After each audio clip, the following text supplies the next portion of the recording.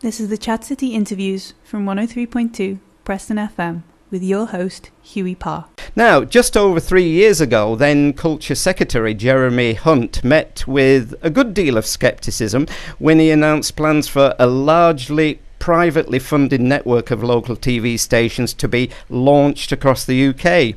For many, the idea that communities which were barely supporting daily newspapers could suddenly provide enough advertising to keep a TV station going, for many was laughable.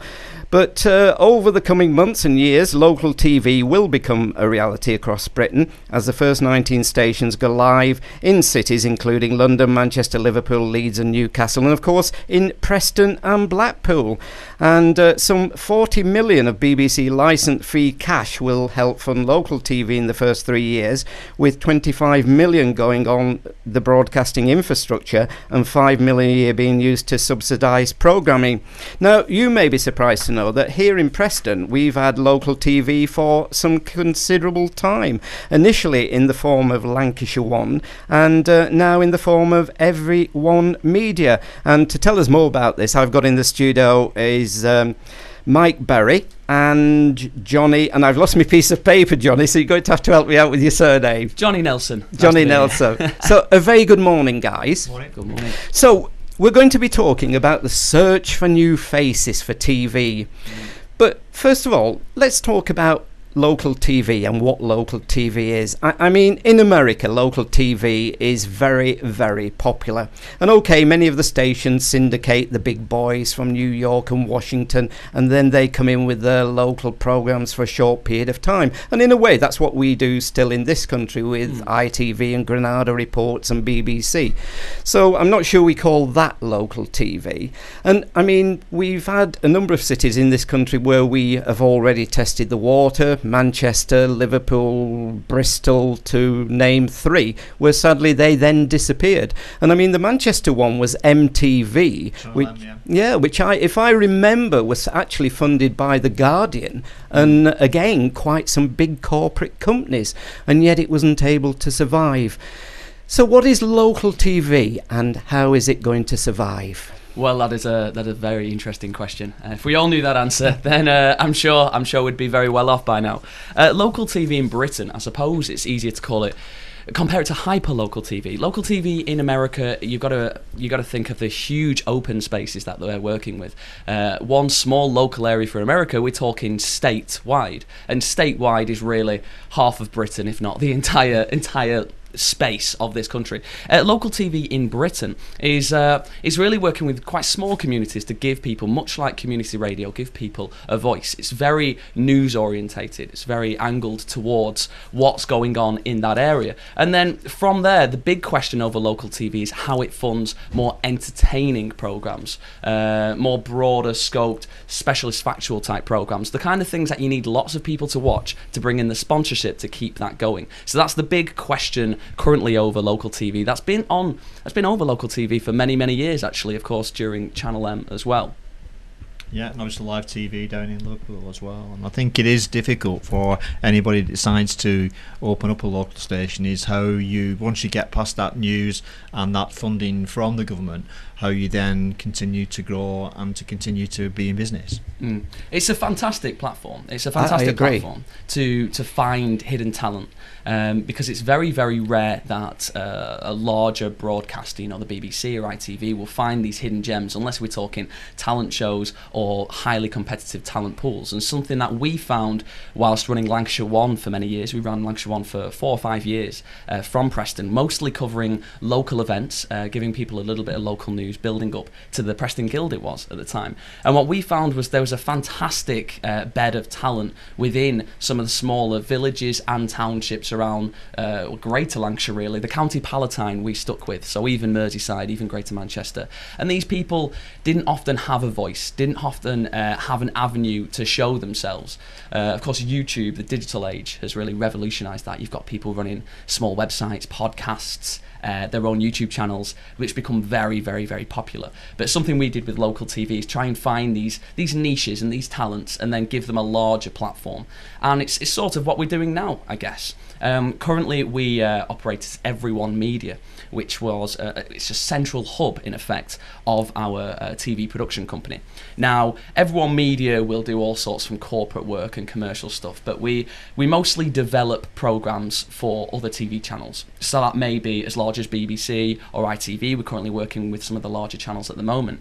But also we try and develop shows specifically for these new channels, which you mentioned before. And currently what we're doing now is we've launched a campaign to try and find new talent who can be part of that. Now, the broader scope is to say we are looking for people who are a dab hand at camera work and editing, who have good ideas, who like to develop and research their ideas.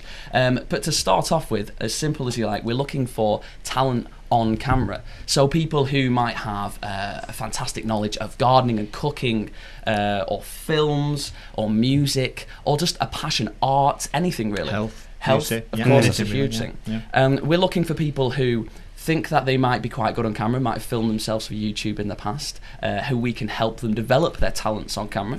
And we're looking for youngsters as well. We're looking for people without any experience who take a look at TV and think, I could do a better job than that. And we're still very, very keen to try and find these people and, hope to build programmes around them. So that's sort of where we are at the moment. So are you guys then on safer ground in producing programmes, or would you like to be out there launching the first local TV station? Very good question. I think I'd like to be. I mean, we certainly set up Lancashire One 4 years ago with a kind of a 10-year plan, really. This was before iPlayer. I mean, you only go back 4 years and iPlayer wasn't around, so we had these little MPEG videos on the web of everything that was happening around Lancashire, and that's how we developed it, and it grew into making little programmes like cooking shows and entertainment shows with the local people from this area. I think that's how we'd like to go, but with Jeremy Hunt stepping in and saying, well, let's have local TV, we'd only been going 3 years, and we honestly felt that perhaps the funding wasn't there at the time. Certainly the numbers we were getting on average a month would be 16,000 video views online, which isn't bad, but it's certainly not enough to bring in the sponsors. And at one point you were always on, you were also on the Sky platform, weren't you? Yeah, we had the Lancashire One show on the Sky platform, which ran every Sunday, which was really what we collated over the week, if you like, and we turned it into like a magazine style programme about Lancashire. It was a trial really at the time. It was a trial of how local TV could work in different aspects. It was quite innovative in a way, wasn't it? And good coming from Preston. Sure, I mean, at the time, we certainly found a lot of people who were going to bid for the new channels in the Northwest and elsewhere were coming to us and contacting us because we had been one of the long-standing local TV platforms in the UK at the time. A lot of people came to us for advice, a lot of people came to us to ask whether we'd like to be part of their bids. Personally, when we tried lots of different things in local TV to see what is sustainable, what is the blueprint which is going to make this work compared to all the times in the past, because it's been tried, let's not forget, it's been tried for 40, 50 years. This isn't just from Channel M, it goes way back, and we were trying to find how can this work in the digital age, and certainly what we found was there are many things that have to go right for the whole package to be sustainable. And when we found out exactly the plan for local TV from Jeremy Hunt for the next couple of years, personally we didn't feel it was sustainable in a way that you could grow a station to exist on its own. When some of that funding's pulled away, it's very difficult for the smaller areas. I think one of the key things that we didn't bid for was the fact that it was just Preston and Blackpool or Manchester. We set up Lancashire One because we felt that was the only way that you can make it pay, having it county wise. Obviously a lot more business, a lot wider.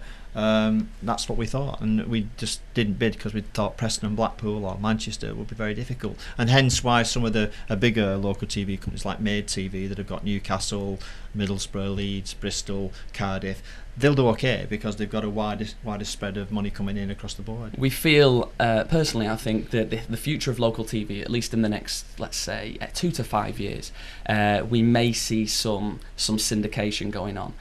We may have lots of very small small STVs or ITVs popping up, where certain areas find they can't really sustain that space at that time, and therefore are bought out and picked up by various different companies. And I think you'll see organisations running, much like May TV, they're based down in London, but they came over from Ireland. I think you'll find a few stations where they own several cities across the UK, and they'll bring in some national sponsors to create, entertaining formats for all of those channels, and then they'll fit their news within there. And I suppose you then worry that you then lose the word local, don't you? You then lose that local, because, in London they've poured money into it. Fantastic amounts of money. And it does seem the big cities. I visited community TV in Prague 3 times, and it is so successful in Prague, but it's a big city, and they do the full range of politics, music, because they've got the hub within the city of Prague. And in London, there was controversy here that, in fact, at one point it was thought that Preston and Blackpool might be served by TV based in Manchester, which again wouldn't be local. So again, it does bring us back, and it'll be fascinating to see, can we sustain local TV? I understand this time it will be on the Freeview platform, so that should make a difference, shouldn't it? Freeview channel, yeah. Absolutely. And Sky, I think, and Virgin. Right. Yes. Yeah. The idea for the local channels at the moment, the government have tried to give them every chance by giving them Channel 8 on Freeview, with the idea that it's very high up the listings, you can't miss it. Everyone has a Freeview box who has a television, effectively, and everyone will be able to access that particular channel, that content. The problem they have, and it's interesting you mentioned London there, the problem they're going to have is how they compete with other channels. There's certainly people will want local content, they'll want local news, but channels like the BBC, Granada Reports on ITV, offer a certain level of local news as well.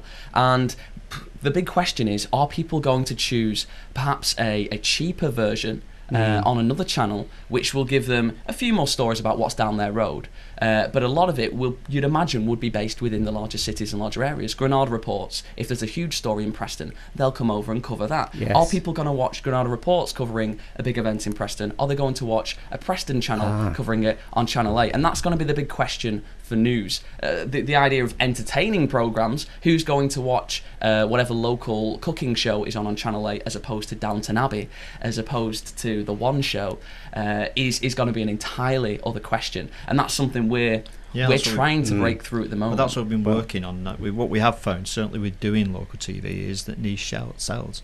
The more niche programme you can have. Certainly the guys over at Great Ettleston, we do bits with them with the tractor pull.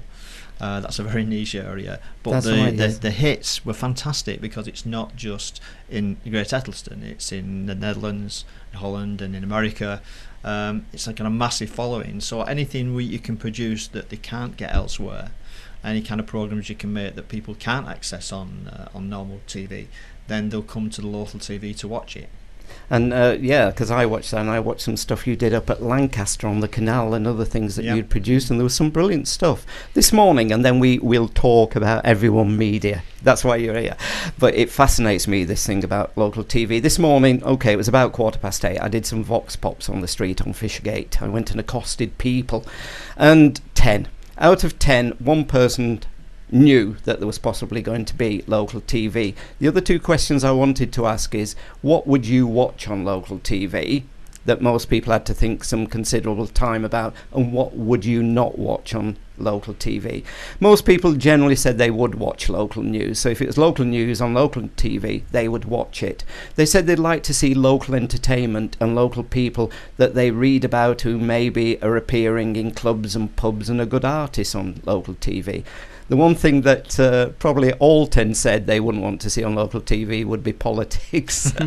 So just a snapshot, but I was quite surprised that only one person knew that there was a possibility of local TV coming to Preston and Blackpool. Yeah, of course. I don't think the idea of local TV launching across the UK has been very well publicised, considering the amount of money that's been put into it from the government.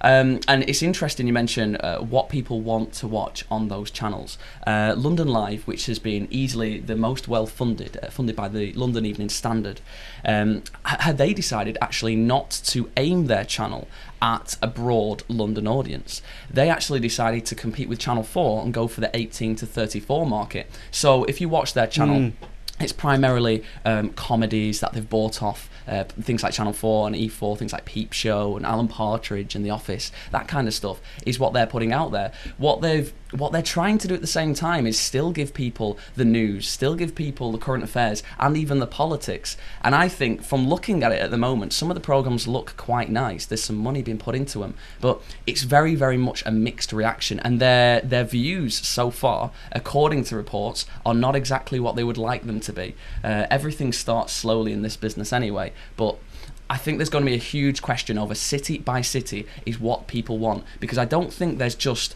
an overarching, we're local people, we all want this type of content. The actual type of people you get in each region, in each town, each village are going to want to watch different things, considering their backgrounds, their social situations, their age, their gender, everything. And I think you'll find very, very different channels all over the UK. Whether people start to know more about it anytime soon, I think it's going to depend on where you are. It's difficult for people within Preston, within Manchester, within Blackpool, to understand too much about local TV when our channels seem to be further behind than anybody else's. Our channels seem to be more delayed than anyone else's. So since there's no one shouting from the rooftops about it quite yet, it's difficult for people to really engage and get excited about it. It was very interesting in London because they did go for a younger audience, but they also distribute the programmes online. Actually live streamed all the programmes. So although the BAV figures didn't reflect very good in London at the end of the first week of launch, I mean they were talking at 1% of the audience, which is poor. But at the end of the day, it was very difficult to judge how many people watching online. If you're talking to 18 and 34-year-olds, they will watch online rather than watch on TV. So it has been very difficult, and I think at the end of the year it'll be interesting to see, what kind of figures they get and where they go from there. We've had two other companies launch recently. That was Knots TV that launched 3 weeks ago, and on the stuff we've seen looks very, very local and a wide audience, and the programmes look great. I mean, they really do. They've really made a really good range of programmes that people, I guess, are watching from reading the Twitter feeds online. The channels really will live and they will die on the content. Yes. The great idea right now, the great platform we have at this time in 2014 is that technology has moved along so well that the kit you need to create this kind of content is so much more accessible than it used to be. You can get cameras that you can create a nice looking programme that would easily matches anything that was on TV, let's say 5 years ago on mainstream TV, and put it out much cheaper now. And I think people will watch in the long term if the content is good and is relevant, and that's certainly everything we've been working towards over the last few years, is how you can make TV that looks as good as the more expensive stuff, as good as ITV and Channel 4 and BBC or Channel 5 even, however made for a fraction of the cost, and giving people the kind of content that they want for their local area. Yeah, I think people still want characters as well to run those programmes, and that's what we're looking for. I was just going to say, that's a nice link, isn't it, before I move on with some more music. So, yeah, tell us about, again, just quickly tell us about the search for new talent. Well, the EveryOneMedia Search for New Talent is us. We really sat down over the last few weeks and we took a look at our local channel, Lancashire One, which we stockpiled full of content every day for many years, and we thought, well, we kind of put that aside for a long time, and we thought it's a shame really. There's so many events still going on. We still get calls from people every week saying, are you going to come and film this or film that? And it's almost disappointing to have to say, oh well, we don't do that at the moment. We're almost on hiatus as we concentrate on the development of other programs. So what we decided to do is two things really.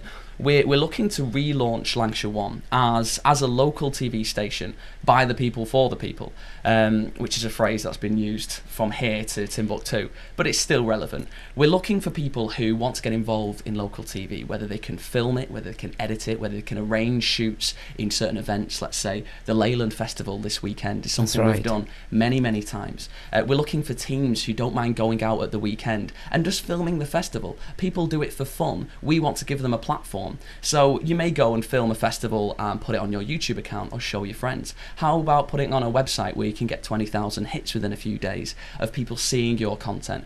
And then, of course, we're looking for characters. We're looking for talent to go on camera. So the initial search that we've sort of launched over the last week is to try and find people who don't shy away when the camera turns on. It's easy to say it, but it's more difficult to do. But you'd be surprised at how many people are quite natural when they don't think about it, and the light turns on and they actually light up. People who can present an event, people who can present a topic or something they're passionate about.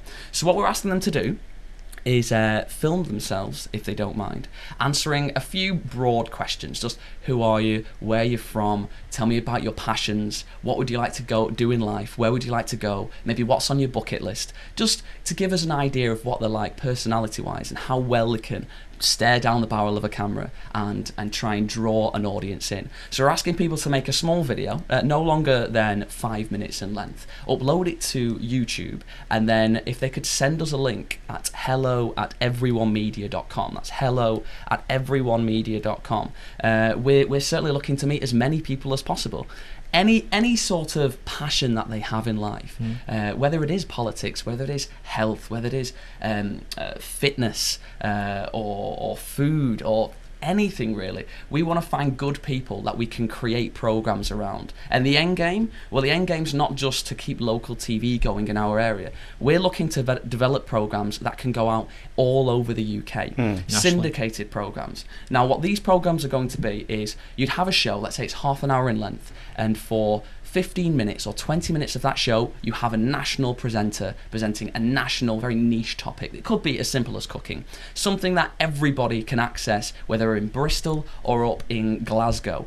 And then what we're going to do is have inserts, maybe 10 minutes of that half an hour show will be localised.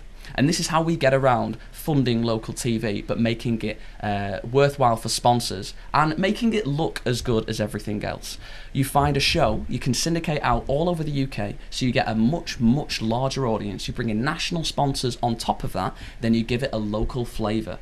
And these short segments within each programme, we're looking for presenters everywhere. That'll be the Northwest, that'll be the Southeast, that'll be the coast, that'll be absolutely everywhere. So that's the plan at the moment. Well, please get in touch. I can see you're very enthusiastic about it. So just remind us again, they need to upload it to YouTube, yes, and then indeed. the form, how do they then complete? There's an application form online to put all the details on. Well, if they send Drop a us an video email. to us, An email? Yeah, just drop us an email, yeah. We're just asking them to send the link to us with a little paragraph in the email just to say hello and explain who they are.